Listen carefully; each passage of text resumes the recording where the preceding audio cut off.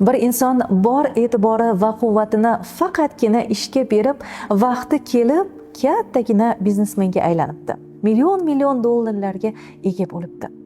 Lekin shuni anglabdiki, umri davomida na dam olibdi, na oilasiga tuzukroq vaqt ajratibdi. Va o'ziga yana bir maqsad qo'yibdi. Ishlashni bas qilib, 1 yil dunyo kezib hordiq chiqaraman deb niyat qilibdi. Ammo bu qaroriga kelib ulgurmasidan uning oldiga ajal farishtasi paydo bo'lib, ketamiz endi debdi. Millioner farishtadan ozgina vaqt berishini iltimos qilibdi. Menga 3 kun yashashimga imkon ber, boyligimning 3dan 1 qismini senga beraman. Farishta ko'nmabdi. Xo'p, unda hamma million pullarimni ol, faqat menga bu dunyoning go'zalliklaridan bahra olay.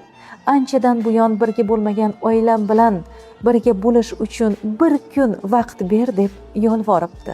Ammo farishta qarorida qat'iy edi. Shunda biznesmen o'g'liga xat yozish uchun 1 daqiqa vaqt so'rabdi. O'lim farishtasi mayli debdi. Vaqtning qadriga yet o'g'lim deb yozibdi u kishi. Men umrim davomida to'plagan millionlarimga hattoki 1 soat ham vaqtni sotib ola olmadim.